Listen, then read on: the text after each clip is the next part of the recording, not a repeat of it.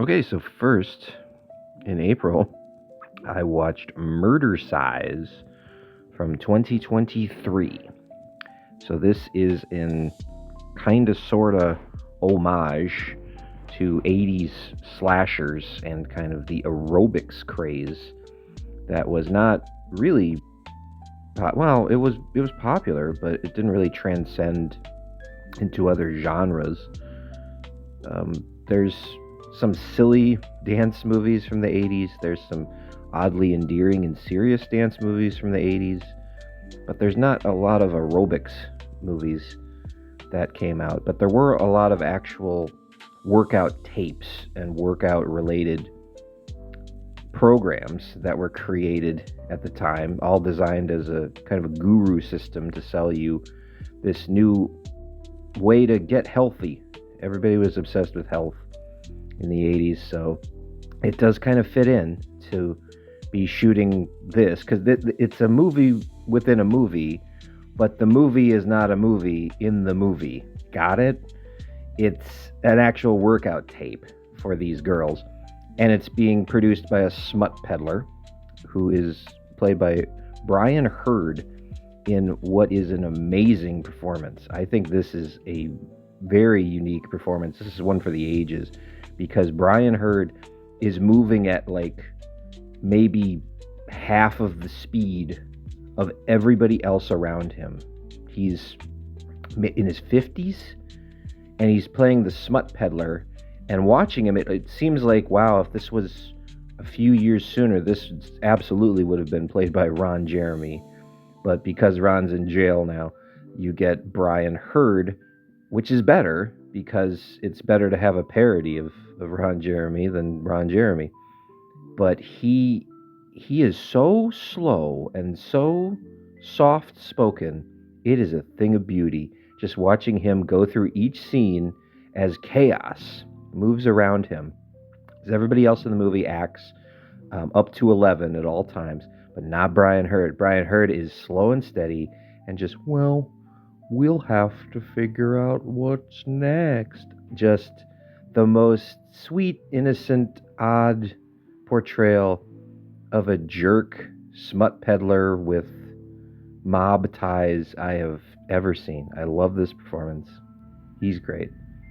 But the concept is they're making a workout movie financed by the mafia, and it's focusing mostly on the women in it. There's women in the video because you got to sell women working out. It's the 80s. Weird old men will buy it and beat their crooked dicks to it, and you'll make a ton of money. It's a nest egg. So the plot is fine. The plot is absolutely fine. And of course, as this is happening, there's a killer or a couple of killers running around in the background that they don't know nothing about. But the key to it is the girls, because there's a whole menagerie of girls here. And so when you make a movie like this, it's always going to live on cheese and affection. You're never going to make this with the idea of thinking, oh yeah, we're going to make this monumental, important piece of art that people will critique for decades and decades. It's very fast food. It's very, hey, remember this'll be fun. It's kind of like a tongue-in-cheek homage or riff back to a simpler time. But the odd issue with it is I don't think it is an homage so much as it's just kind of a way of making a movie for cheaper, because you can say it's the 80s and have this big, beautiful concept, and then you don't have to explain modern technology, and then it's cheaper. And that feels like more of the motivation here than actually like, oh, wouldn't it be funny if we played up all those tropes and all those silly stereotypes from the 80s? Because they don't really do that. The closest they come is there's some really bad dance choreography for the video. Like, it's not even that they didn't coordinate the dance or the aerobic scenes, it's that they told them all individually, like, go nuts, just have fun with it.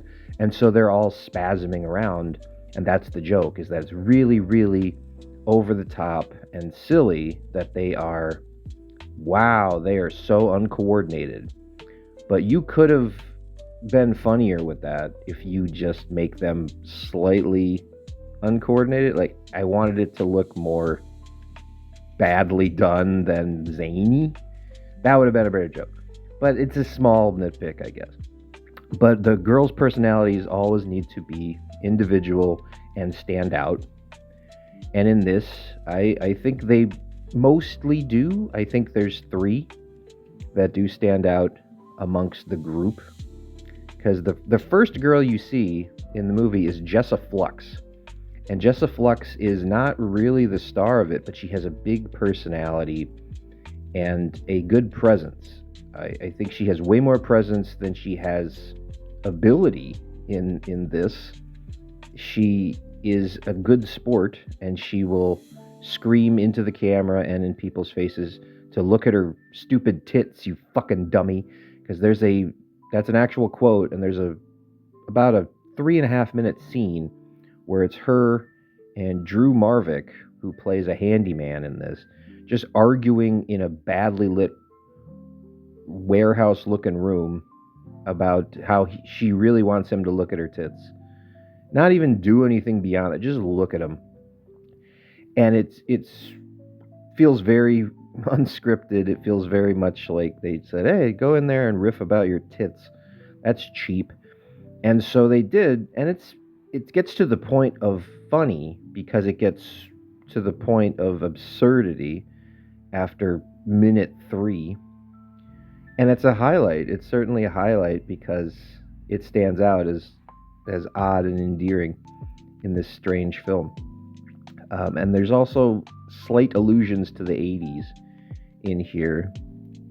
There is an exaggerated coke snorting scene, complete with hyperactivity after.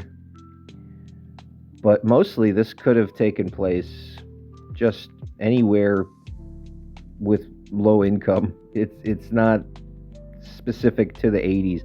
It looks 80s just because it's lit very, very badly. And at one point everything turns blue. And they put a synth score over the top of it all. So that's your 80s. But nothing else about like the styles or the look of or the feel of the movie says 80s at all. But there's Jessa Flux who stands out. There's also Kansas Bowling, who is our real star of the movie, and she has to arc, unlike many of the other characters. She has a whole arc where she goes from prude girl all the way to like empowered ass kicker. And she does. I think she nails the arc. She's not very good at playing a prude, but that's okay, because I think playing a prude is a little bit easier to do than playing like a vengeful ass kicker, which she evolves into. So I think she started out as that and then says, I'll play very meek. And then it sold me. It worked on it. I've never seen her before, so it worked in the moment.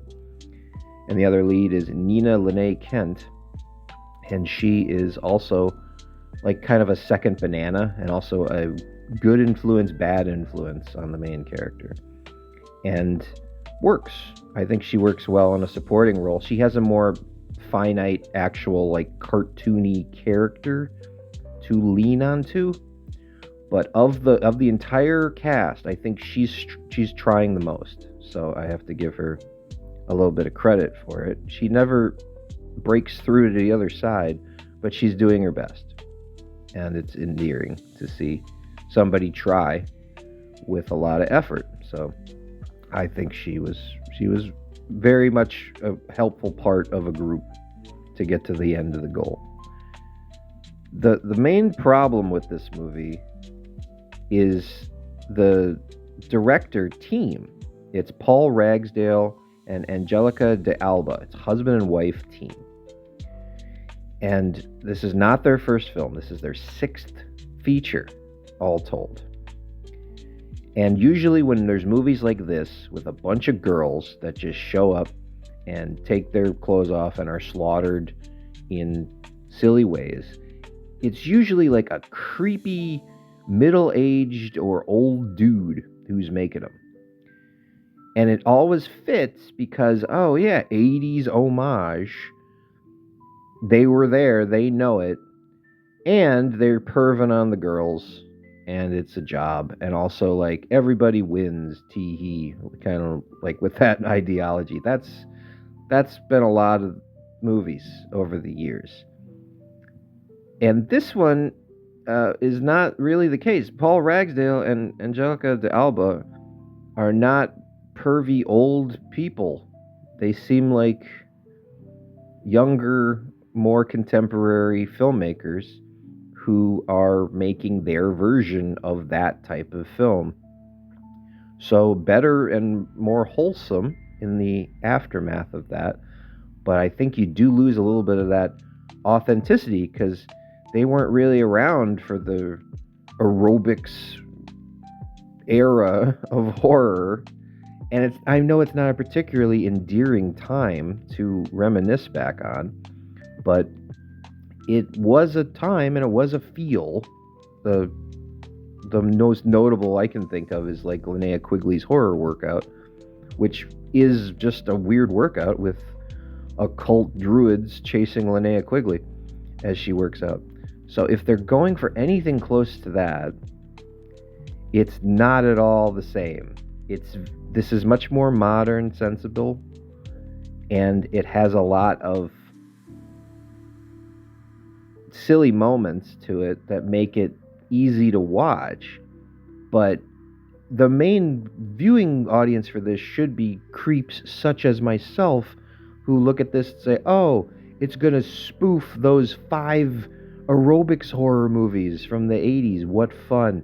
And it doesn't do that. It's just a current horror movie where they kind of do their own version of that. And of course, doing that now in 2025 is weird and awkward. And the killers in this movie are terrible. They're just there. You could have removed them completely from the film, and it would still be a movie, and would be arguably better. You just give them slightly less things to do. So, while I do appreciate its attitude and its sense of humor, it probably needed a little bit of a different take on what it was doing to be ultimately memorable. It's fun in the moment, and it's got those moments in there that I will reflect upon if I think back on it. But you could have done a modern twist on this, and they didn't want to. You already did. The way they shot it, everything else about it is modern sensibility. But they didn't go ahead and admit to it, and they didn't embrace it. So instead you get this kind of like ass ends of both dogs version. But am I going to hate a movie called Murdercise? Of course not.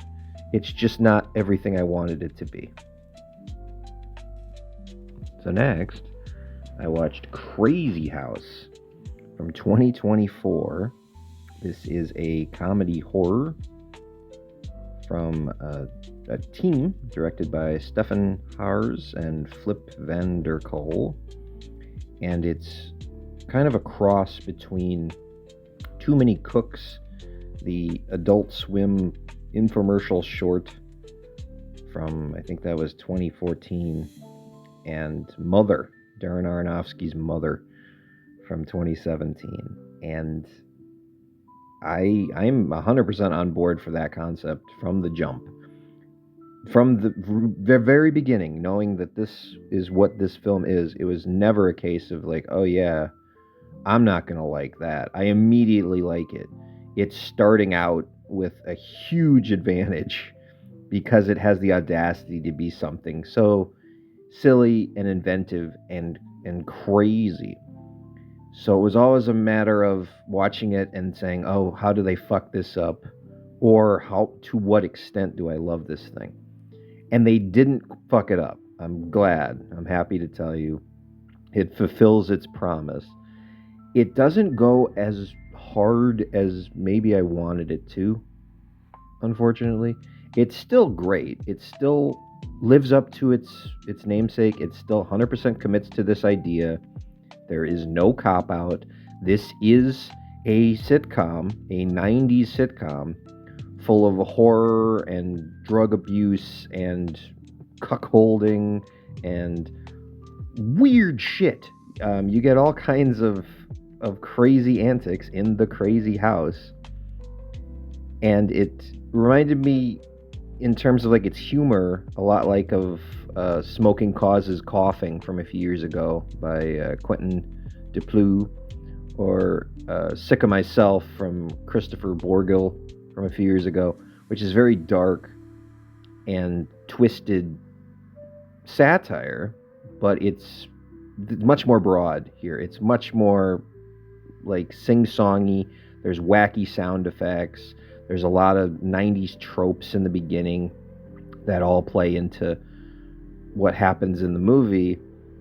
But then it devolves into this kind of dark-hearted take on, oh, what would happen if things really went off the rails?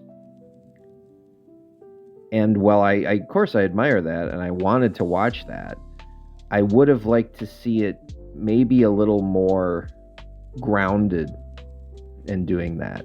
Because as it is, it feels very much in the implausible realm of this weird sitcom.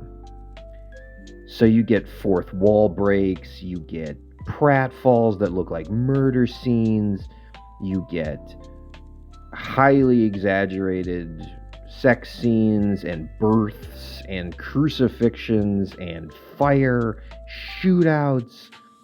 You get FBI raids, Three Stooges style slap fights that turn into like punching duels.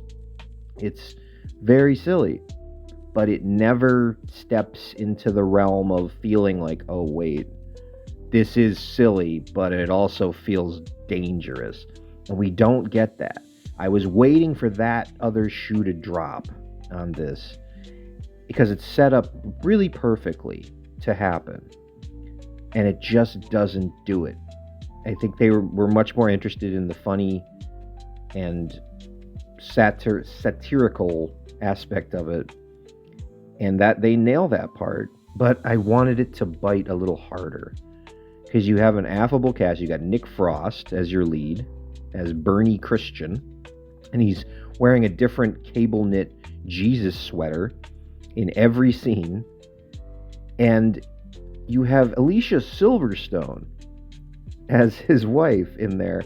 And she gives it a good go. I wouldn't say it's her all, but she gives it a true heartfelt performance here. Hers is a descent of an arc into burnout and depression. But she certainly is trying, and I like her attitude, and I like her choice of roles in the last 15 years or so. She's really chosen some weird shit, and I think that's really cool to see that she's championing bizarre, garbagey films. She just either likes them or she's found a home in them, and I think that's great. I think that she's really going out of her way to do different roles than a lot of other people would bother to. Like stuff like The Lodge and the killing of a sacred deer and Catfight. And this is right in there. This is fantastic to see her doing. But again, I just wanted that other shoe to fall with the darkness behind it all, because it feels too much like it doesn't know how to go into that next gear.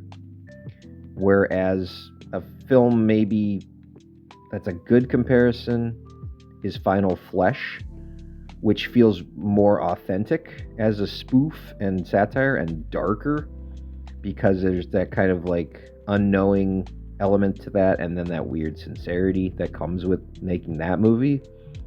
This is very much, we know what we're doing and we're going to make you laugh in an uncomfortable way. But I would have preferred the other way, where it's like, we're going to make you uncomfortable and then you're going to laugh. Like, that would have been a better balance to me for making it as dark as it could have been. But I guess if you're making this movie, you don't want to alienate everybody. I'm a a sick fuck, so I'm not necessarily the intended audience. I already like it from the jump. You're trying to get new people. So I get not going out of your way for that, but it's still, that's what I wanted out of it. The other thing this film really goes out of its way to do is to hate Christianity, which is fine by me. It really wants to milk all of its shortcomings for fun and profit, and it does. There's a nice monologue vision sequence where E from Entourage shows up as Jesus for Bernie, for Nick Frost, and he kind of asks him for guidance, and he has a breakdown against terrible, ramshackle, mumbling, not of answering the questions Jesus, which is a nice scene that I think should have been in a lot of movies over the course of years. Maybe it has been, but this is the first one I've seen, and I thought that was really nice to see. So again, there's moments of great comedy in here, and of course the audacity of just seeing something like this get played out is really nice, but I just wanted it to go a little bit darker. I know that's, if you'll watch this, you'll go, what? And you'll wonder why I want it darker, maybe, but I did. I wanted it to be meaner and darker and not have that twist. I guess it doesn't quite nail the cruel clown element, I guess.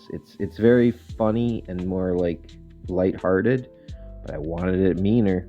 So maybe if there's a Krazy House 2, we can really go full, like, angry, demented, dark-hearted allure to it. I don't know if there will be, but if there is, I hope it gets there. So next, I watched 2024's Trap, which is M. Night Shyamalan's latest horror thriller, starring Josh Hartnett and his daughter, because he's got a daughter now, and she's a singer. And the truly admitted reason why this film exists is Shyamalan said, hey, I wanted to make a concert film for my daughter. And he certainly did. This takes place inside of a concert where his daughter plays Lady Raven, and she comes out and sings many songs at the concert. I'd say at least 75% of this movie is in the concert venue, and she performs them all. And what a interesting way to catapult your child to the top of the Nepo Baby All-Stars when you use your fame to say, like, hey, here's a backdoor introduction to my kid. Get ready to live through this another 30 years. And in two ways, this is both terrible and really endearing. Because the movie itself, this is not a horror movie. This isn't even a thriller. This is a goofy-ass dark comedy with a series of, like, unfortunate events where Josh Hartnett avoids capture. There's no mystery as to who he is or what he's doing in this movie at all. The only kind of tension comes from the idea of, oh, is he gonna get caught? That's it. That's the entire movie. And it doesn't feel tense at all. The other problem it does is it doesn't make him look any kind of affable. I assumed going into a movie called Trap, where I know the guy is trapped in a giant concert venue, I figured he was going to create and execute a series of elaborate traps so that the cops are now going to be trapped inside the building with him, not he in the building with the cops. That kind of writes itself to me. And that doesn't happen at all. He shows up and he is blindsided by the fact that anybody would have known he's going to be at this concert. And he just kind of navigates through it in a way that you or I would do with that kind of simplistic logic to say like, oh, I'm going to go over here.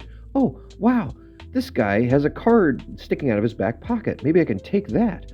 Oh, wow, look, there's a walkie-talkie. What if I just walked up and pretended I wanted a cup of coffee?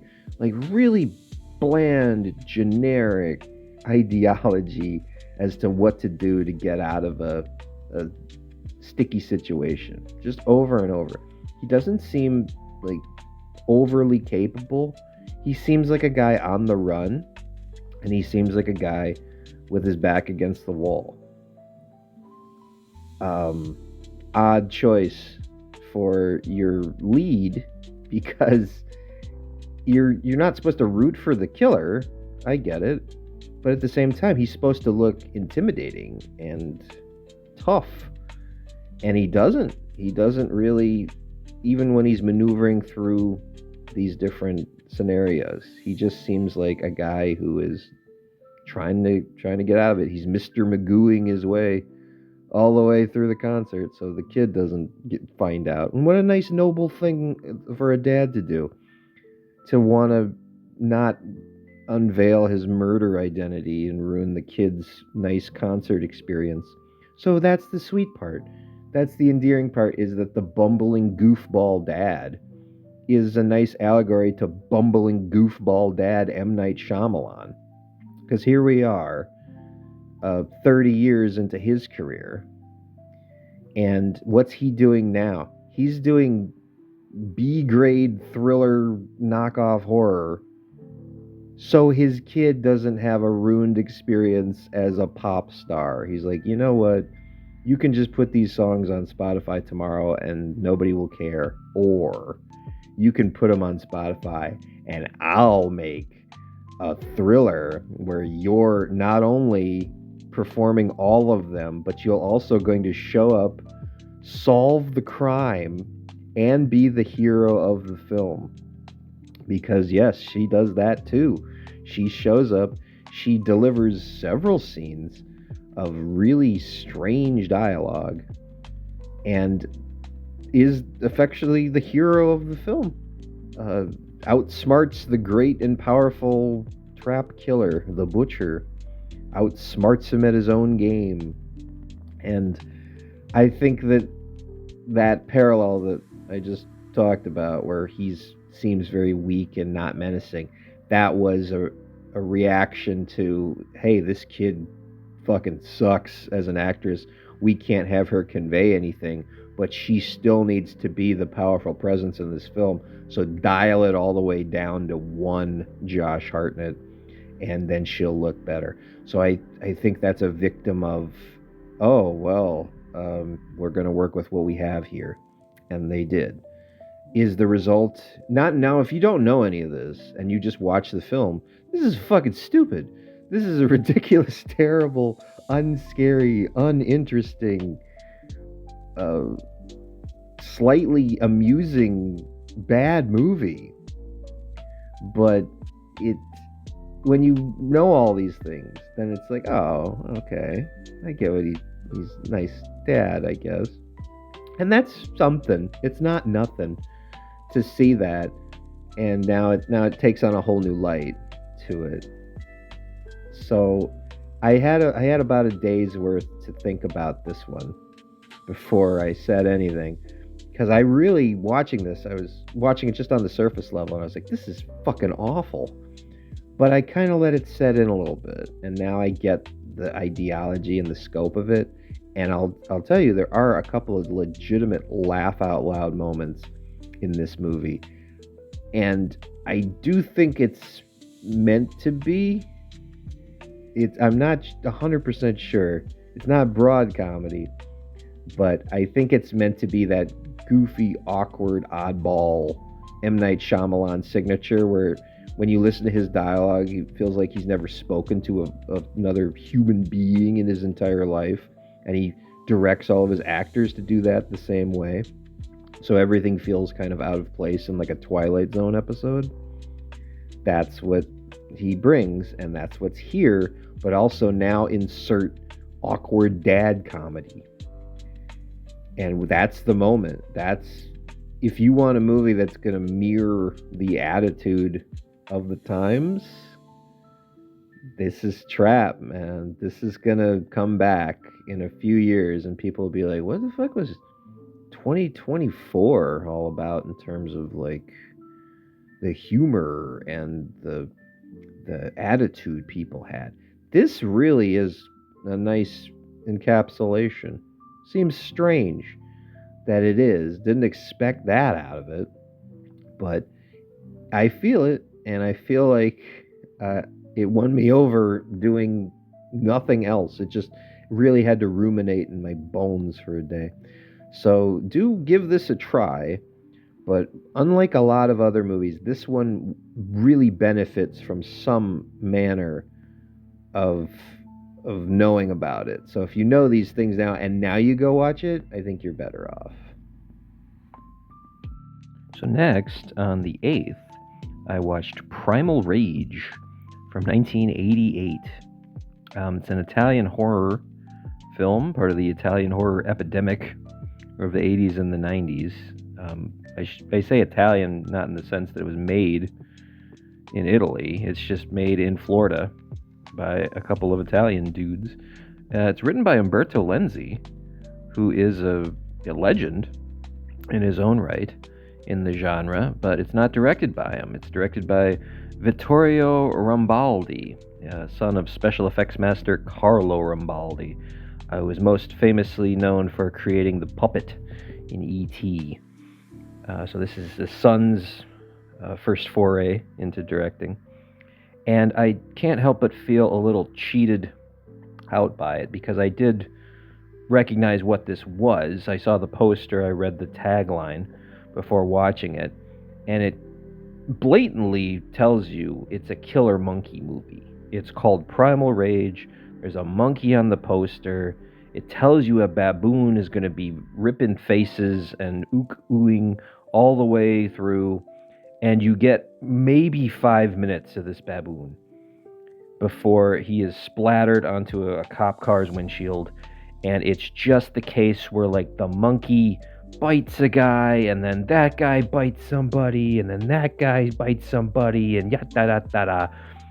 And it's just the person, and I can't stand when these horror movies do that to me, because I expect something as advertised. And that this was a big problem in the 80s, especially, because it was just about making this beautiful box art or poster and getting people to actually go see the thing, because you never assumed there was much of a life beyond the box office in this. VHS was there, but it was still pretty far away, and most of these never got sold to television or just faded away.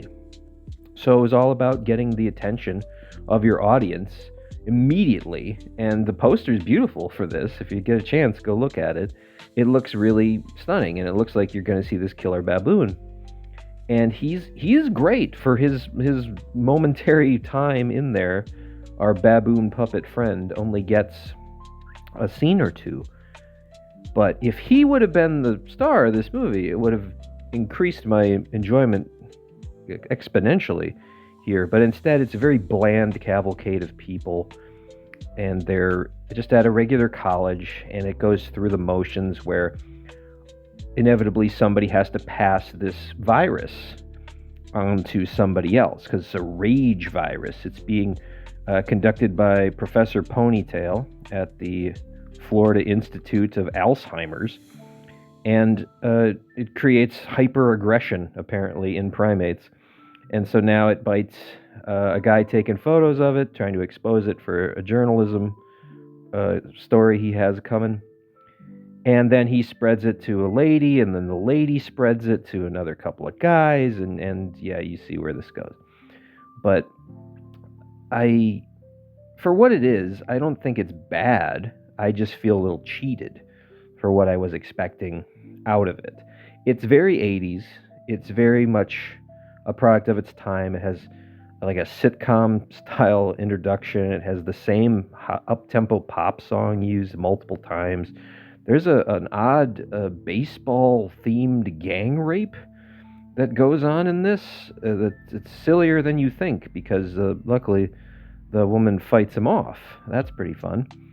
But That's also something that was kind of jarring to me to see, is because this movie's from 1988, and this is post-AIDS epidemic, and it's three just skeezy dudes just driving down the street, scoping for a girl to take advantage of, and they find her, and she's clearly in a bad way. She's like sick and sweating, and like her veins are black, and all this horrible presentation. And they're like, "Yeah, come home with us, baby." And then they kidnap her and throw her in the car, which is rather rude.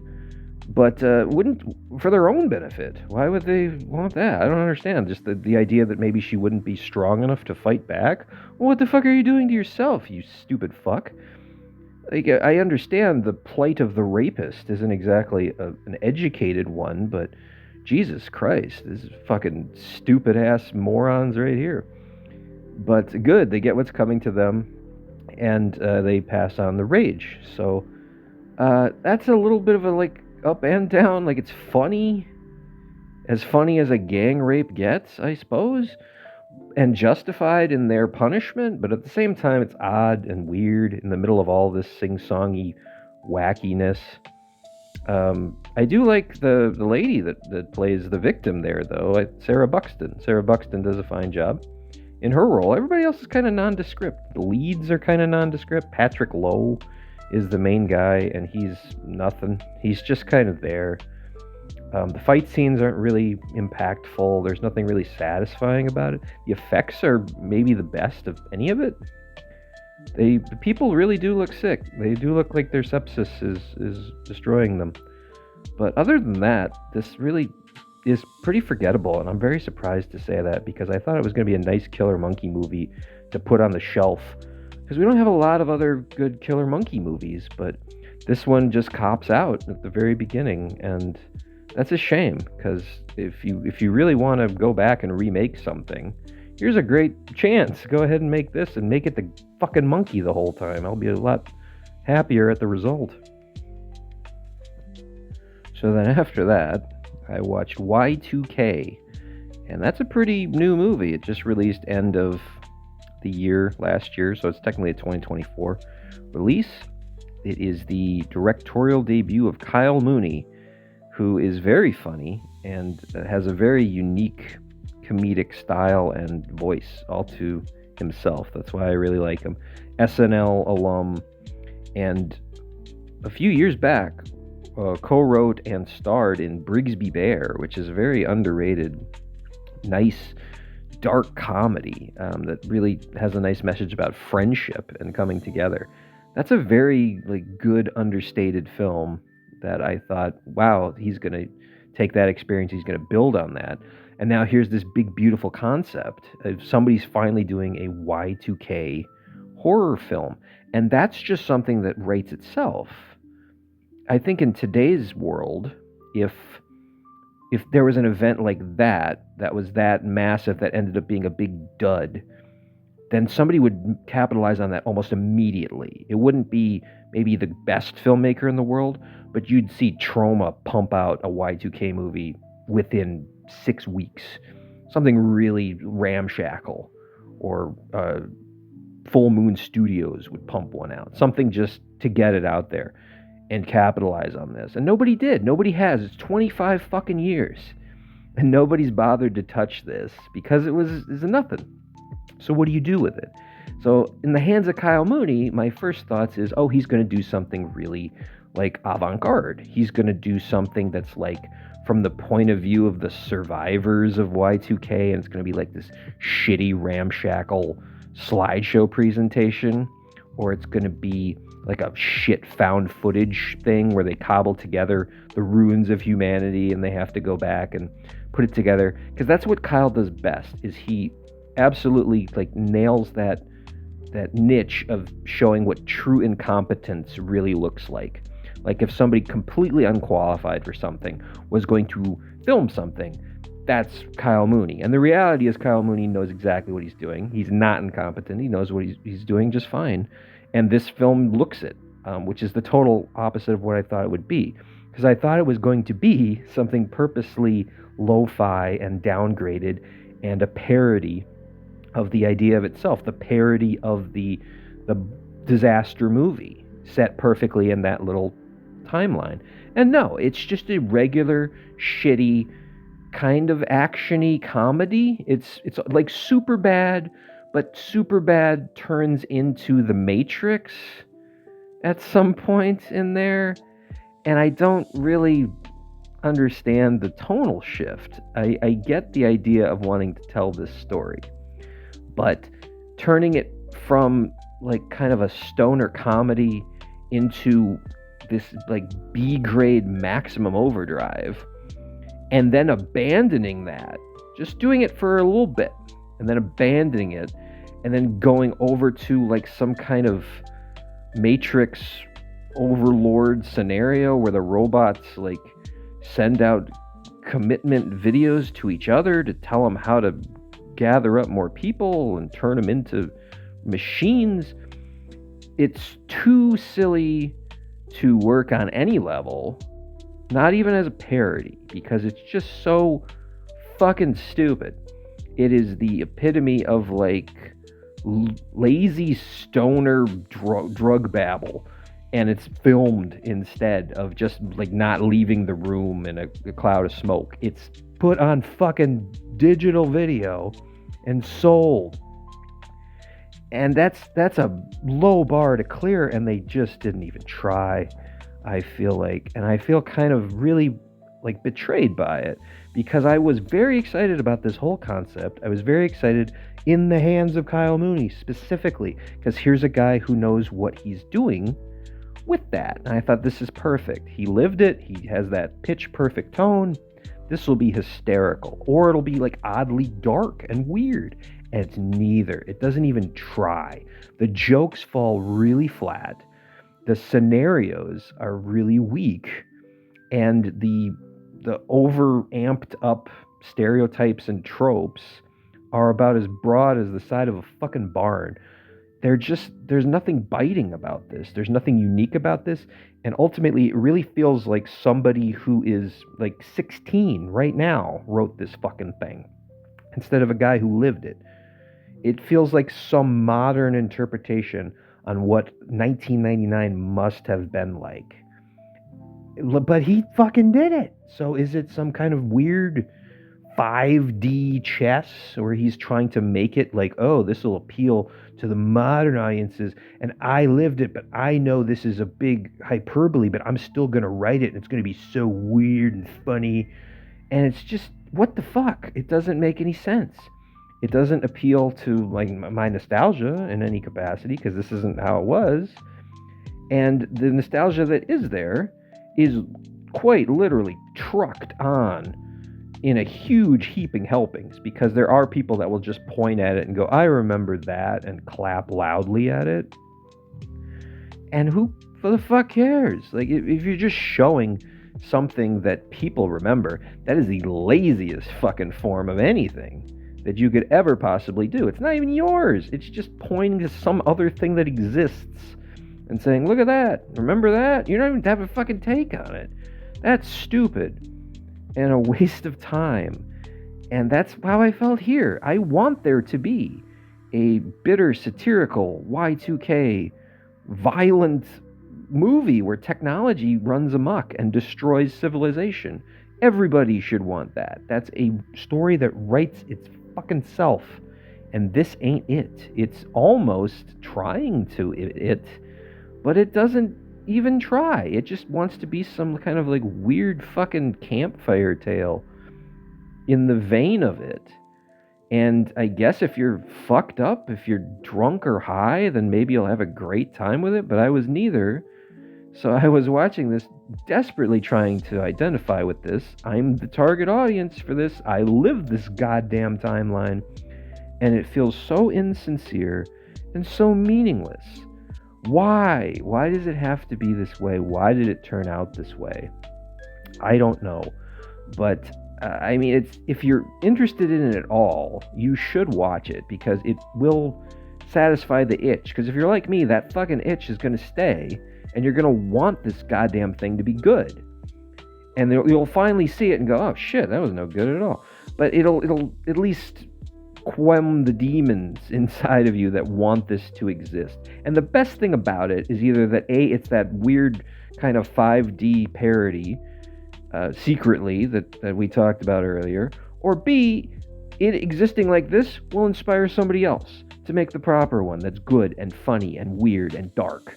But as it is, this ain't it. So next was Caddo Lake. This is from 2024, and it's I thought it was a true crime horror, and it's absolutely neither of those things. It's not a true story. It's a real lake. It's an actual lake in Texas, but this is very much a scripted story and much more of a sci-fi drama than a horror. I guess it has thriller elements, if you had to put it into anything close to horror, like I was trying to do in my head. But this is a science fiction drama, romance, mystery, family affair, I guess, where it's about a missing girl, and it's a parallel story to a man trying to find the origins and mysteries of his mother, because he sees a lot of the same traits in himself physically that she also reported having mentally. So it's one where you wonder where two people are connected. They give you kind of a side-by-side story, and it doesn't tell you where they cross, and so you assume, like, well, either they're connected metaphysically or they will meet up at some point in the film, and I guess both happen here.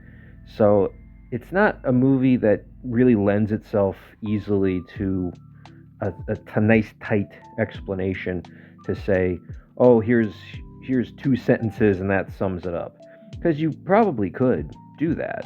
If I really wanted to just tell you a bare bones sentence as to what this is about, it's doable, and I think you can understand it. If you watch it, you'll come up with the same conclusion. But that's not the fun. There's absolutely no fun in doing that. The fun is in the journey in this one, if ever there was. So this is, most importantly, you need to be taking notes during it. That's the best advice I can give you, which immediately makes it far less scary to me, because if I'm interested in something, then I'm not scared of it. Interest is inherently the complete inverse of afraid, in my eyes. So, well, this is interesting, and I liked going back and seeing like the little Easter eggs and little things along the way when it all kind of folds together. I wouldn't say it's tense. I wouldn't say it's scary. I wouldn't say it's even all that gripping. It's okay. It's kind of satisfying when it comes together, but I'm sitting here a day later trying to piece it all together, and I don't know if it actually works that way.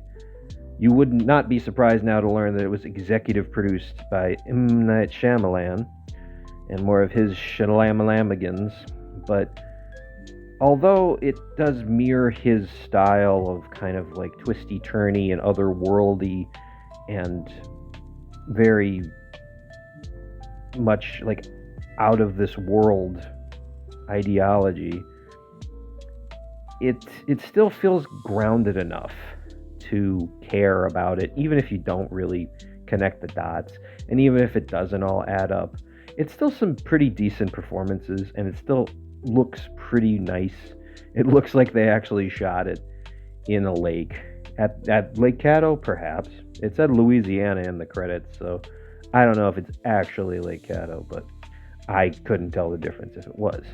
So, while this is certainly not bad, it's also kind of nondescript. I don't know that I will remember watching this a month from now. I'll go back and say, what, Caddo Lake? Huh?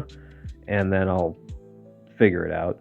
But as it is, for being as ambitious as it wants to be, it just doesn't leave you satisfied doing it. It's okay. and it asks a lot of questions of you. And it's the type of movie that'll blow some people's minds away when they watch it and go, "Oh, bro, you got the Caddo Lake, bro." But I've been there, done that with better and bigger, and this just doesn't really hold up. I can kind of see the Emperor's clothes here. They're not like especially genius and not especially deep. It's okay, but don't put too much thought into it. And then next, also from 2024, I watched The Front Room, which is an A24 horror release from filmmaking siblings Max and Sam Eggers, brother of Robert Eggers, whose notoriety comes from The Lighthouse and The Witch and Nosferatu, also from 2024. But this is his siblings' first conjoint film, and people really hate this movie, which is really funny to me because I think it's fine. I think maybe even a little better than fine. I think it's pretty funny, and I do think it's a gross movie, but therein lies the uncomfortability and what it's trying to tell you. Because I think you can watch this on the surface and be like, oh yeah, this doesn't go anywhere. It's just a battle of wills between this crazy old lady and her son-in-law and then his wife. And the wife is Brandy.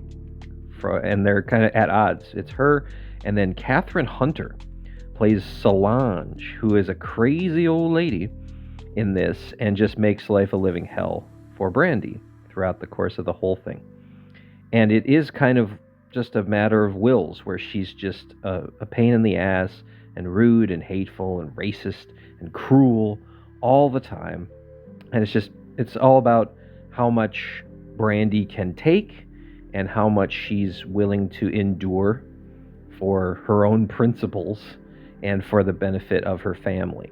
Now, I think the message here is it's trying to tell you that the way to break a cycle of abuse and neglect is you have to be proactive to it, because I think there's a pretty big metaphor in here between mother and child, both from the eyes of Brandy and from the eyes of Solange in different ways, where Solange has nothing left, so she just wants to cling to that because that was her only identity throughout her miserable life, and Brandy is just beginning her descent into parenthood, so she doesn't understand really what that means yet and has a difficult time kind of adjusting and acquiescing into you basically end up living your life for someone else when you're a parent.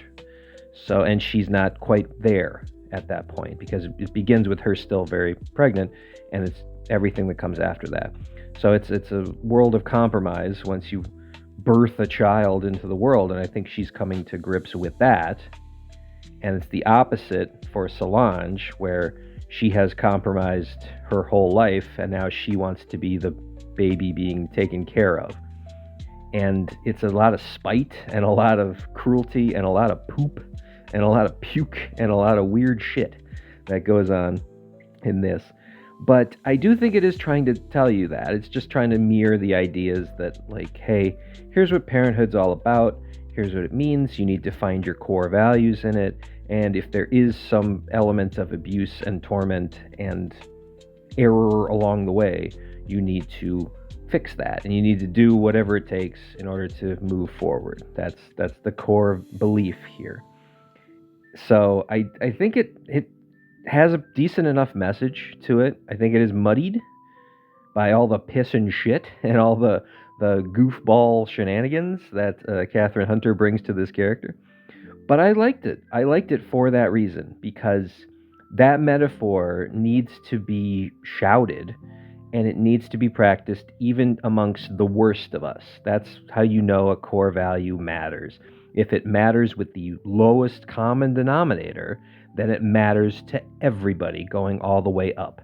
So yes, it matters here because the Solange character is an unmitigated piece of shit every step of the way. knowingly and unknowingly. But because she is still the measuring stick we're using here, it's an acid test for young Brandy to learn her lessons along the way.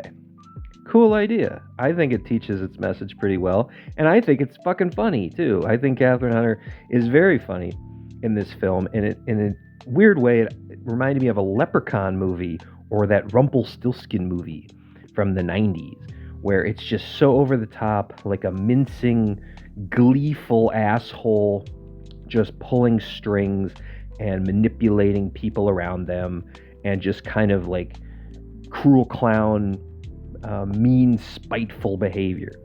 That works to me. That works in this situation very well, because I think it does pinpoint her point of view pretty perfectly. She is bitter. She is angry. She's got an axe to grind, and you're going to deal with it. And so she's reveling in her lunacy.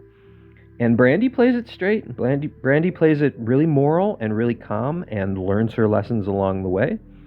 And it has this kind of lighthearted air to it too, where it's giving you your medicine, but you can also watch this on the surface and just kind of yuck along with it too.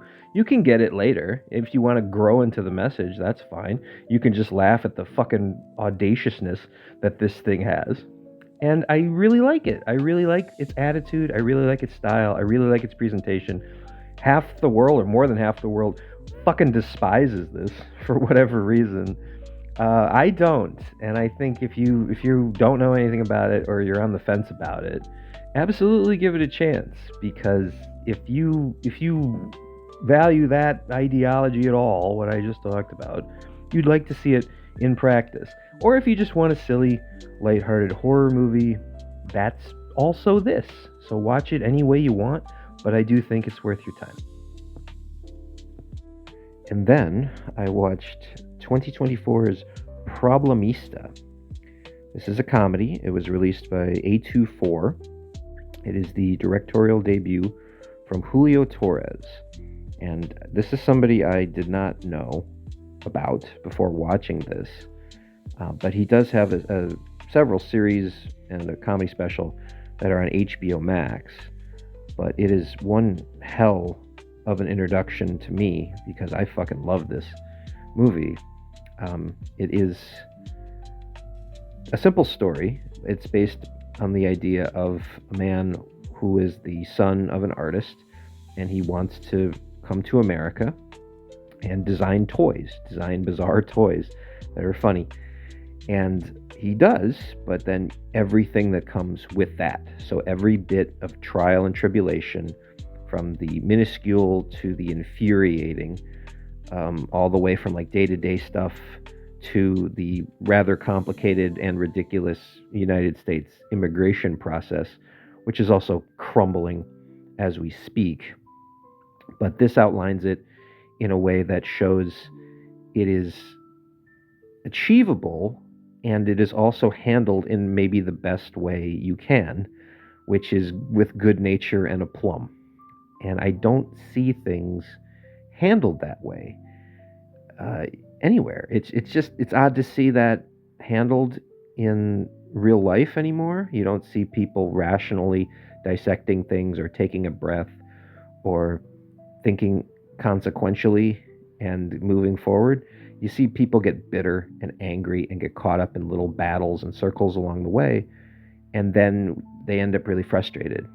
And this movie doesn't do that at all. This has the good nature and sweetness to look at things with really kind of unrelenting optimism. And that is such a breath of fresh air to me. I think that's a wonderful way to view your issues, and a wonderful way to approach your problems. And you get to see it every step of the way with his character, as he encounters small problems and then massive ones along the way. And his characterization of how he deals with it is 100% unique. It's wonderful and fantastic to see these things come to light, because there's different fantasy elements, there's different personified issues that come out in terms of characters and emotions. And it's just really, really impactful to show how it's shown. There really isn't a movie I've seen that blends it quite like this. There's ones that will use fantasy elements to enhance emotion before, but this one still stays very grounded in very real issues and very real problems, but then also adds in dashes of really heightened science fiction type experimentation. And that's beautiful. That's the mark of a dreamer. That's the mark of boundless exploration. And that's what I want. That's all I really want from artists and creative minds, is I don't want them to stop and think, oh, this is what I have to do. This is the box I have to fit in. This is what the formula is for success. This is my brand. This is my type. Blah, blah, fucking blah, blah. I hate that. And this feels like the antithesis of all of that. It feels very much like he's been told many, many times, tone your shit down. Here, do this. Here, do that. And he gives a big fat fuck you to everybody that told him that and says, how about I do what I do best? And he delivers this endearing as hell, charming, funny, sad, dramatic comedy. And also co-starring Tilda Swinton in the performance of a fucking lifetime as his boss, who is the ultimate antagonizing, angry customer Karen you've ever seen in the wild. And now you're forced to not only sit with her and endure with her, but then you have to see her layers, and you have to realize that she's a person with thoughts and feelings and motivations and cares, and you have to peel back all those layers and have her be this fully formed character you care about. And of course, because it's Tilda Swinton, she fucking nails it. It's an incredible performance from her. It's an incredible performance by Julio Torres. And just what a wonderful playground of a film for them to both inhabit. I can honestly tell you, I haven't seen a movie quite like this before. I hope I see something else like it going forward. I don't want it to be unique. It's the kind of thing I see that I want more people to embrace their inner voice with. I don't necessarily need this exact formula repeated 1,000 times, but just the idea that somebody is deeply in touch with their heart and their voice and the story they want to tell with it, and then to be able to get crazy creative and crazy unique on top of that, that just makes it all the more fun and all the more exciting. What a find for a small movie that didn't get a lot of traction, I don't think, that is buried on HBO Max with no physical release, just kind of in a state where it needs more recommendations than any. It needs extra credit, because how are you going to find this if you don't hear about it from somebody or just randomly give it a try? It's just kind of one of those movies that gets lost so easy, but it will come back in a big way when people find it. So here it is now. See it and appreciate it. Well, it's brand new, and stay on the right side of the future. Boy, what a wonderful find, and I couldn't recommend it enough. This is really something special, and well worth experiencing. You don't have to like it as much as I do, but give it a fucking chance. So next, I watched Sinners. This is from 2025. This is brand new. It just came out. And I went to the theater for this one because I figured it was going to get spoiled pretty quickly, because I heard so much positivity on it, and it was one of those ones I, of course, hoped would live up to the hype. But I didn't think it was going to be as good as it was. But oh baby, I don't want to spend forever talking about this, because this is something that shouldn't be spoiled for you on the internet, especially if you're not seeking it out. It shouldn't just blindside you. You deserve to experience this in a safe and comfortable way that allows itself to unfold to you, because this one, more than most movies, it really relies on the ebb and the flow of it, because some movies have like peaks and valleys, and they like stop and start, and they don't really have a great momentum. But this one is so confident and so smart that it just swells. It just builds and builds and builds and builds and just gets tenser and tenser and tenser. And I'm not gonna like dive into the ifs and the whys of it. I could for a long time though, because I feel like there's a ton of emotion attached to this, both with the topic and also just maybe everything Ryan Coogler has going on in his mind and his feelings and his emotions. They just pour into this. And once I read up on his inspirations, it made sense as to why, because the two main inspirations for this are a pair of Robert Rodriguez movies. There's From Dusk Till Dawn and The Faculty. And if you know that, you can see not just like the storyline hallmarks, but that energy, that maniacal can-do energy, which is what has made Robert Rodriguez my favorite filmmaker for a long time, and probably until death. He's my guy. This captures that in a way that I haven't felt another filmmaker able to do it in quite some time. It just feels so live and feels so just crackling with energy and determination, and it is so like beautifully sound designed and synced up, and just incredible performances across the board too. Michael B. Jordan doing the dual role, Haley Steinfeld, Delroy Lindo was incredible in this. Just a lot of amazing characterization going on, really making it like a full experience. It's slow to start, but it's because it's making you care about these people, and just again it swells and swells and swells, and it's just so good when it comes together. I bit so hard on this, and that connection that I felt with it was just really, really strong. And the movie even goes into that too, on what connection can be felt through music is its topic. But I felt it through the movie. Ton of music in the movie too, but like it's the storytelling that really got me. So again, I don't want to tell you too much about it.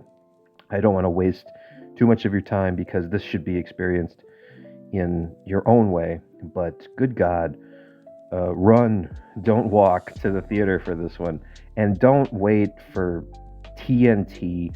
Don't download some horseshit cam rip of this. This is the real fucking deal. So go pony up $10 and see this fucking thing in a beautiful, accurate presentation of sound and visual. You don't got to see the IMAX. Just see it in a beautiful presentation, because my God, it has such a rewarding feeling after that. I literally said, the first thing I said after, I said, look what movies can do. And it was that. So definitely see this. I'm sure you already want to, because it's good, but God damn it, do it fast. So the next, I watched The Parenting, which is another newer movie, also from 2025. And this one I do want to talk about a bit, because it has been almost unceremoniously just kind of dumped onto HBO Max with very little promotion. I haven't heard of this movie until I stumbled on it just scrolling through the app. And I said, what is this?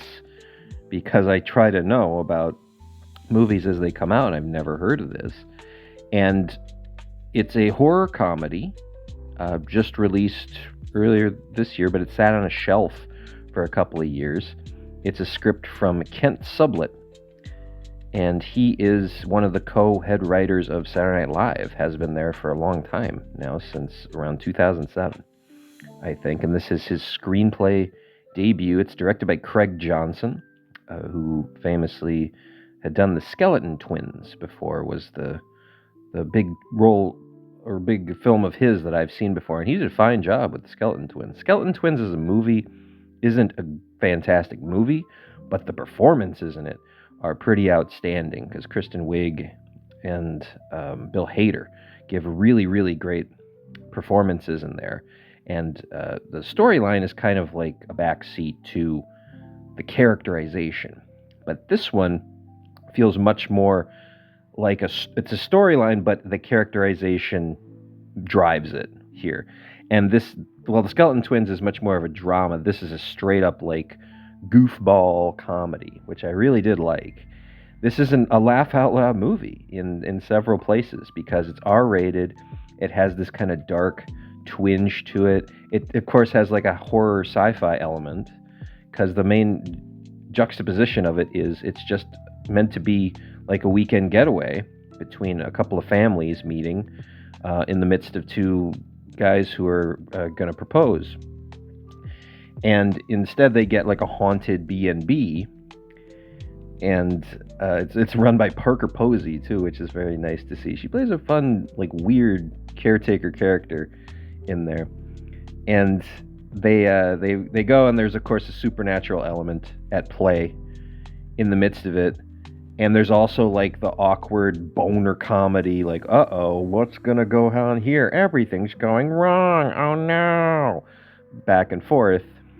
And that at first was kind of jarring, I'll admit, like, because this movie goes for about 40 minutes before any horror happens. It's just, oh, what are we gonna do? Just whack-ball comedy, like Meet the Parents, the entire time. But it's setting up like their roles and who they are. And this kind of has a low-key murderer's row of a cast, too. Because you've got Lisa Kudrow, you got Dean Norris, you got Brian Cox, you got Edie Falco. They're all in the same house as these parents. It's good. It's good. And the leads are Brandon Flynn and Nick Doheny. And I don't know them at all. But the parents I recognize. And they're fantastic in their roles, because they each have a nice defined role. And Brian Cox, I guess, is the main villain in this, and he's like a pretty perfect antagonist if you really want him to be. Here he's hamming it up. It's much lighter and much goofier than he normally plays, because he can play really menacing if you want him to. But here he understands the assignment. He's like, no, this is funny. This is like 70% funny, and I'll get like goofy and gross sometimes. So that's what he does. And my favorite was Lisa Kudrow, because Lisa Kudrow absolutely nails her character really, really well. So there's really nice elements of comedy there at the second half, because when it kind of gets into the horror elements, that's when the comedy really works better, when it's sprinkled on top of the horror elements. Because the first third of this is just straight comedy, and it's just designed to set it up. It just, you could cut the horror out at that point and just make it like, oh, here's a rom-com. There's almost nothing to it. And then when it really gets going, it gets better. Because it becomes this like, oh, what's going on? Is this a demon? Why is there a demon? And there's some satirical stuff, and there's also like some broad, just like, what the fuck is this comedy? And both are funny. And I think Sublett, as a writer, he understands how to craft a kind of generic story, but he likes taking the piss out of it too. Because his hallmark from Saturday Night Live was he was partnered with Kristen Wiig. He would write a lot of Kristen Wiig stuff. And once I found that out, this pairs quite noticeably with it. It's like, okay, yeah, this feels very wiggy. It feels very much like something Kristen Wiig would do. Very similar kind of in tone to like Barb and Star Go to Vista Del Mar. Feels very like wacky, seat of your pants style improv stuff. But this is more grounded and a little bit better than that. And and of course the horror elements I think add to it too. But that's the best part, is that second half where they mix it better, when it's the horror elements but they're also funny, and there's also levity, and there's also self-awareness going on from the characters. That makes it the better half. You need the beginning half though to understand who they are and why we're doing what we're doing, but it's the second half that really kind of like streaks to the end, which is cool. So why the fuck is this buried? Why the fuck is this hiding on HBO Max? Why have you never heard of it? I have no idea. This is, again, all these people are decorated. These are all like fully functional decorated actors, writers, directors, and had studio backing. It's not a Warner Brothers release. It's a New Line release, so it's cheap. And yet here it is, just hiding amongst the other titles, not standing out, not given any kind of a spotlight. And I'm guessing that that's just kind of what Warner Brothers has become now. They don't know how to handle a niche release. They just know how to market in an extremely broad sense. They don't understand how a film can reach a specific audience, a select audience at a right time. And they don't care. They don't want to learn about it. They don't want to do anything with that. They want as little effort into these things as possible. And I'm guessing that this was probably one of the old guard for them, because David Zaslav took over a few years back. But this, I'm guessing, was part of the old regime still, because he has no respect for any of those properties at all. All the ones that came in before him, he sees as just a disadvantage to him. They're like anchors weighing him down. And he wants to cut ties with that, and he just wants to go forward with his current slate of what he thinks will be a success.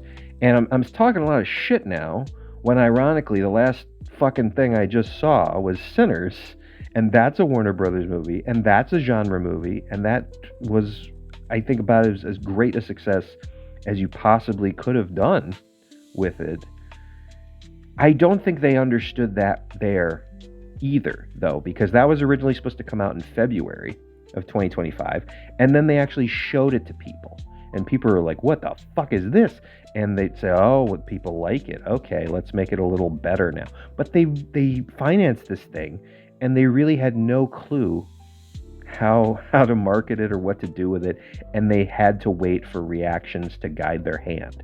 Here's something that has been sitting on their shelves since I think 2023, and they, again, no fucking clue what to do with it, didn't know where to put it, didn't know how to market it, didn't want to waste a dime marketing it. Maybe they were waiting for one of the people to like break out or something like that. I don't know how much bigger a breakout you need than Brian Cox in Succession on your own fucking network, because you had that too. But they didn't bother, because it's pretty different than Succession too. Like if you watch Brian Cox in Succession and then watch this, well, he's not quite the same character. So I can see why fans of Succession wouldn't be clamoring for the parenting. But I would have thought this could have been released like at least a year ago. I think it has a good niche to it. I think it has a good style to it. And it has a really strong LGBTQ message to it too. So if you wanted to promote that diversity on your platform, this is a great title to do so with, because it's a pretty big element to it, but it's not a specific element to it. It's part of it, but it's not all it is. It's one that anybody can enjoy, but it adds that inclusivity to it. And now, as we live in a world that's desperately trying to destroy diversity for unknown reasons, insane reasons, then it's going to suffer more. And I think maybe they realize, oh fuck, this is a problem. Let's get it out now before we lose anything else. So here we are. And that's a fucking shame, because it's better than that. It's better than any kind of like hiding on an app freebie movie is. It's a noticeable cut above, several cuts above something like that, than like Amityville Thanksgiving or some shit like that. Christmas with Cookie. Have you ever seen Christmas with Cookie on fucking Tubi? You shouldn't, but it's there. And that's a grocery store measuring stick of total shit. And to put that in the same release strategy as this makes very little sense to me. So, because it's been treated like a weird redheaded stepchild for no particular reason, I would say seek this out, because you're not going to hear about it from a lot of other places, but it's good. It's a quality movie. It's not going to scare you, but if you're already a fan of horror and genre pictures, then you're going to get a real delight out of it. You're going to feel nice, you're going to feel fulfilled, and you're going to see a lot of tropes poked at and a lot of silliness that's enjoyable and funny and relatable.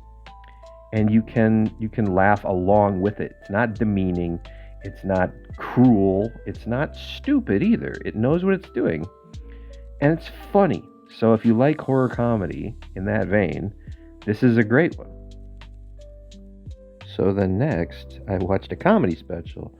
I watched Hannah Einbinder's Everything Must Go. This is from 2024. And it's Hannah Einbinder. It's her debut stand-up special. She is the co-lead in the HBO series Hacks, which I had just tried maybe a week or so ago for the first time, just because I heard it was very good. And it is. I watched the first few episodes of it, and Jean Smart gets a lot of the accolades from the series because she plays this kind of really big personality Hollywood diva who has a very pointed personality and aggressions, and that's easy to identify, but that only works when you have an equally matched, grounded person to react to. And on that show, that's Hannah Einbinder. And on her own, in this special, very different creative aspect of stand-up, as opposed to just kind of bitter musings about the state of society, because that's what you would expect maybe if you didn't know anything about her style like me. I was like, oh, well, she's going to be like her character on that show I just saw. And that's not true at all, because she embodies that, but in a much more frantic and exasperated type of way. So her annoyances and anger is much more volatile and much more potent than I assumed it would be. It's similar to how an old Taylor Tomlinson special would be. When I saw Quarter Life Crisis for the first time, it was like a howitzer. She was really ball of energy in terms of attacking subjects that bothered her, and it felt really authentic, and it felt really good because she tapped into her energy. And she's drifted away from that, but here this still feels like this is Hannah's turn to do that.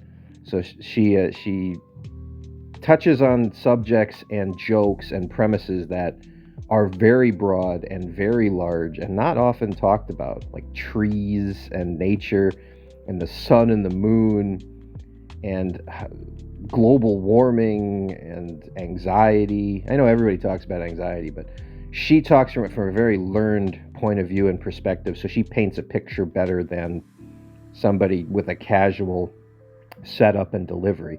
She has a very authentic storytelling approach, so I believe her. Rather, I'm assuming it's all true because she sold me on it. If she's lying, great for her, even better actress, but I believe it because it felt very true while she was screaming at me and screaming to me about the state of the world and her issues with it.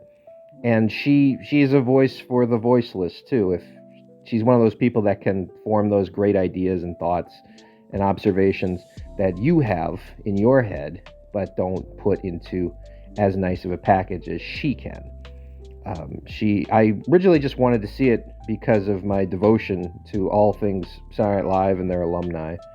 And of course, she's a Nepo Baby all-star. But beyond that, that's not always the ticket to stardom that you would think it to be. I'm sure it opened some doors for her, and it made her jokes a little bit funnier because her musings are about being cheerleading captain and having a lot of first world problems. But having real dark, twisted, real world problems ain't so funny, really. So this is kind of a good level to have a stand-up special with. So it definitely exceeded my expectations. She's very funny, and I imagine you're going to see her for a long time because she's late 20s. I think she's 27, 28. So yeah, you're going to see a whole lot of Hannah Einbinder for a long time, and that's a great thing. And then I watched I Was a Teenage Zombie. This is from 1987. This was a rewatch for me. I have seen this before. It's been a couple of years, though. And it's a horror comedy. And it's directed by John Elias Mikalakis is the director. It's the one and only film he ever directed solo. He's a member of Team Trauma from Trauma Entertainment. He was a sound editor on The Toxic Avenger. And then he did go and co-direct a Trauma film called Splatter University. But then he and a producer named Miljan Peter Illich teamed up, and they wanted to create their own thing together. And they got a hold of James Aviles Martin and George Seminara, and they concocted this idea, which is separate from Trauma. This is not a Trauma production. This is Miljan's own company, Paraclean Productions. And it came out to almost no fanfare whatsoever and has kind of become lost to time because it's not very great. It's okay. It's a very cheap movie, and it looks like it. It has a lot of pretty bad editing and a lot of shoddy looking effects. But what it does have is it has a lot of energy, and it has a truthfulness to it, because it does feel like six guys hanging around making a movie from the money in their pocket. And there's some bit of merit to that. That feels exciting, and that feels fun to watch play out. And my favorite thing about this movie is its lineage, because it, again, 1987, came out, nobody cared, and it just languished around, midnight movie, and it would get shown on IFC sometimes and stuff like that. But here, today, in 2025, this proudly, I don't know how proud they are, but it features the Criterion logo and the Janus Films logo at the front. So it's sitting on a roster of films right next to Ikaru and the Ice Storm, and it has no business being in there. But the simple idea is that Janus Films, as a company, began life in the 80s under theater ownership. And the people that made this movie, they needed funding. And so they worked at one of the theaters at the time. They worked at Cinema 5. And so they asked their bosses and to say, hey, would you mind contributing to our film project? And they flipped them a couple of bucks. And it got made, so what do you know? Now they own this film outright, so they use it. It's still available now on the Criterion Channel, on HBO Max, and will continue to be because it's like a free use movie for them. Why not serve it up? Why not give it up in their catalog? But I love the idea that it carries those credentials, that some of these other people will fight and die to see their favorite film branded with. And this little fucking mistake of a home video gets to be in that spot instead. I love that. I love that idea. I love that attitude. And the movie itself, it does have a certain meat-headed charm to it. Again, not a great film, but I think if you put on a movie called I Was a Teenage Zombie, certain expectations come with that. And It's not going to disappoint you if you know what you're in for. If you're in for a gooey 1980s silly 1950s parody, then it fits the bill quite nicely. So, not the greatest film in the world, but it's definitely a terrible film that's pretty okay. So I then followed that up with 7 Days in Hell, which I've wanted to see for a long time. This is not really a movie. It kind of is. It's a spoof. It's a spoof HBO sports documentary that for many years, till I just watched it, I always thought was a Lonely Island production, simply because it's Andy Samberg as the star and it's funny. And they did the unauthorized Bash Brothers experience together for Netflix, and that's obviously sports themed and obviously funny. That is Lonely Island produced, but 7 Days in Hell, and then its follow up, which is about cycling, is called Tour de Pharmacy. Those merely star Andy Samberg, and they're actually directed by Jake Szymanski and written by Murray Miller. So a different team behind these two. I honestly didn't know that this whole time. And I don't know what took me so long to watch this, because I love Andy Samberg, I love sports spoofs, and I've seen Tour de Pharmacy before. This one, for whatever reason, eluded me, and it's very funny. I feel stupid for having slept on it for so long. This one's tennis. The theme is tennis, and it's about two tennis players who have a match that lasts 7 days. So it's 7 days in hell is the joke. And it's Andy Samberg and Kit Harington playing opposite each other as rivals.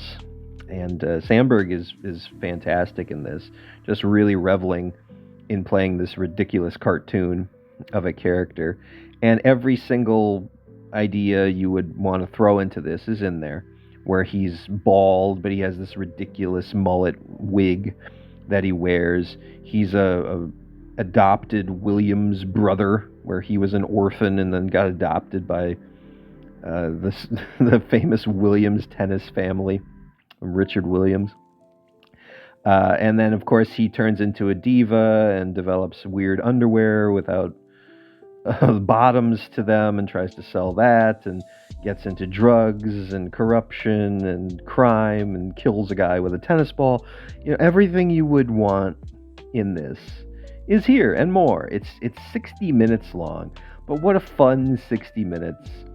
It really jam-packs tons and tons of jokes into it. It's rapid fire, it's gross, it's extremely dry too on top of it, which is the icing on the cake, is it has all this lunacy, and then it still gets real HBO talking heads and their production values, logos, and John Hamm is your narrator, and so it outlines it as if it was real, which is just the perfect sentiment to have this on, to have it be presented as authentic, but just this batshit crazy content in the midst of it. Just the thought of it should make you smile and should make you really happy. And there's a certain contingent of Samberg's work that always follows along this path. There's Tour de Pharmacy, there's Pop Star. This is what he is the absolute best at, and I love it. I love his attitude towards this. I love the ridiculousness of it. I love the surrealism. It's just fantastic. I want hundreds of these documentaries done. I think we're done at the 3 because there hasn't been one in a while. But damn it, I would love many, many more of these, and I would help fund them, film them, pay for them, whatever it takes. I would want to see this done all the time. I don't think I'd get sick of it. I would love a fake 30 for 30 where they just kept cranking them out. So I just feel stupid that I slept on this for so long. It hasn't aged badly. It's fantastic. So if you're not familiar with it, give it a chance. I ended up liking 7 Days in Hell so much, so I decided to go back and rewatch Tour de Pharmacy right after it as well, make it a twofer.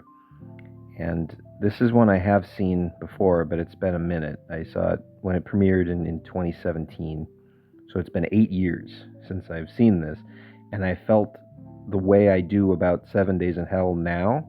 I felt it then about Tour de Pharmacy, but now it's kind of flipped, where I've rediscovered it, but after the better 7 Days in Hell, this definitely feels as a less than. And for a couple of reasons.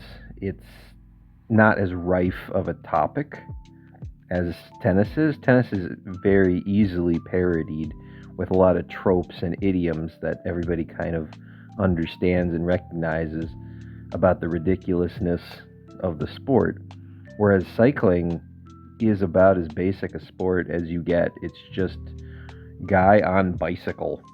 And the big joke they lean on again and again and again is doping scandal, because that was the big news of cycling in the last ever that it's ever existed, was Lance Armstrong and his crazy doping.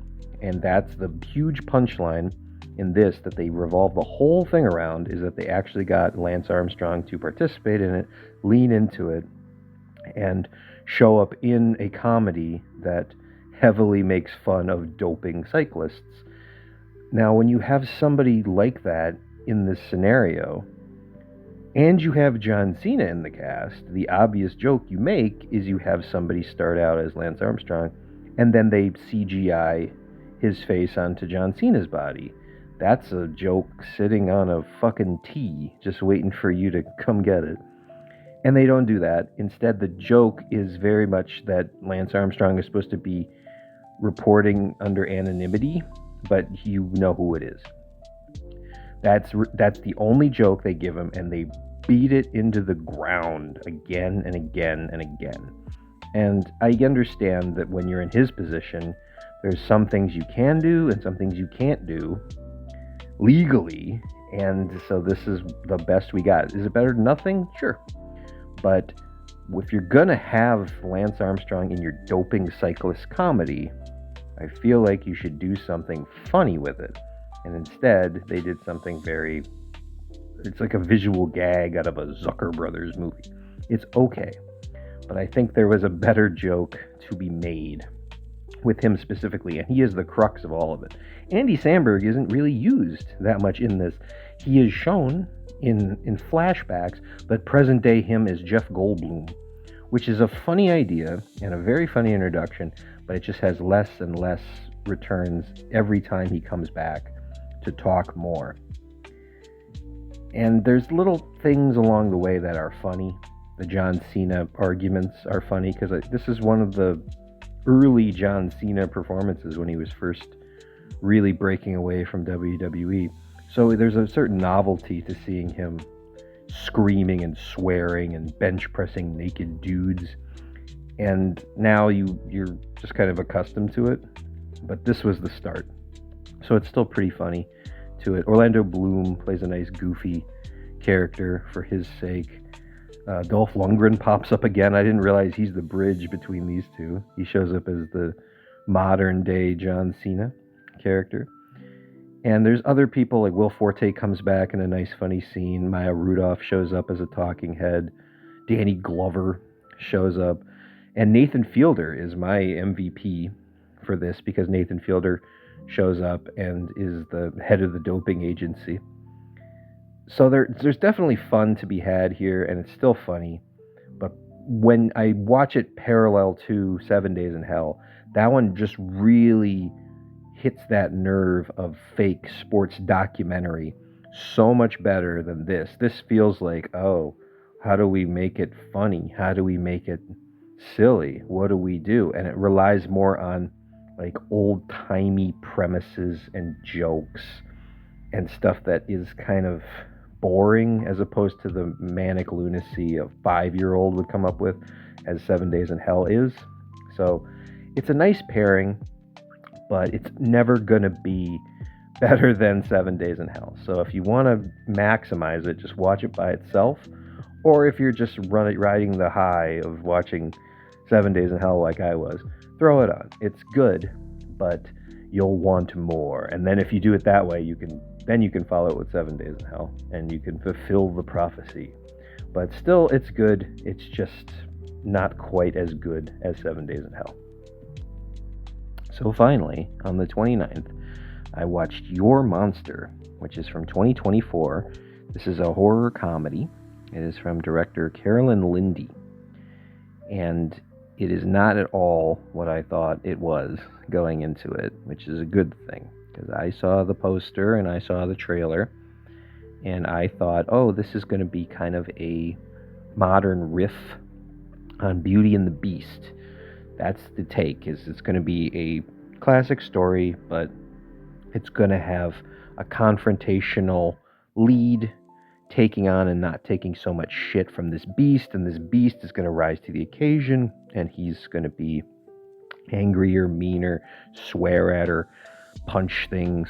It was just going to be kind of like an extreme version of the story told for modern audiences. That's exactly what I thought it was going to be. And it's not that. It's not even a love story. It is, but it's more about loving yourself and accepting yourself and coming to grips with the pieces of yourself that you kind of lose along the way if you take life in a people-pleasing fashion. If you are constantly giving away pieces of your own self and sacrificing your values for things in life, then what are you type of message. And that's the monster in this. I'll go ahead and ruin it for you and tell you that the monster is all of her complex qualities squeezed into a bitter little ball and hidden away in a literal closet, because she has been told over time that she needs to act a certain way, be a certain way, behave a certain way, and this is all the other parts of her that she has shaved away and repressed inside. Now she's grappling with it as she's alone, and she's putting herself back together. That's a cool idea for a rom-com, I think, and a very nice visual representation of having to metaphysically build yourself back into a human being. It's a hard concept to nail on an independent movie, particularly when one is wearing a Halloween costume and then the other one actor has to act against that. But Melissa Barrera carries this movie. She is excellent in every scene of it, and really embodies the idea, understands it, tells it exactly as you would want it to be told, and slowly unfolds that idea out. So you could still view it as a person or monster. You could view it as a human and a monster actually doing this in everyday world. If you wanted to, you can just kind of have to add in some monster logic to it and say, oh, monsters can do stuff that bends space and time. You can add that to it if you want, and go about your day. But the truth is, it's her repressing a lot of the urges and anxieties in life and squeezing it down. Now, this also touches on the idea that that's not always a terrible thing to do, which is very clever and very daring to go to, because like a lot of movies, this preaches the idea of balance. It's teaching you, hey, don't do all of anything. Do a little bit of this and a little bit of that, and then you'll be able to navigate with a clear head. And this one, it shows you the ramifications of having to deny parts of yourself for too long for the wrong reason, and what manifests from that. And not a lot of movies have that kind of wherewithal to be able to deliver that kind of a message. Certainly not in silly monster-themed rom-coms. So this film is definitely punching above its weight class. And I think that's the best way to give out heavy existential ideology. I've always said that, and I'll reiterate it again and again and again, that if you have something that's very heavy and that a lot of people can't digest in mass quantities, give it to them in a simple allegory and they will think about it, dwell on it, and then they'll manifest it into their own thought and go, wait a minute, it means this. And yeah, no shit. You can do it yourself, and then you'll feel more connected to it. I did. I watched it unfold, and I was like, I got it. So I'm very glad I gave this a chance, because it's much more knowing and much deeper, much more personal than it appears on the outside. It really has something to say, and it really tells it well. So if you are on the fence with it, or you think you know what it is, then definitely spin it instead, because it will undoubtedly change your attitude for it. And I think you're going to either relate to it pretty heavily, or you're going to empathize with it pretty heavily, because it's very knowing and very profound in what it's telling you. So that is it. That is April with everything I watched. I guess May's coming next. Stay tuned.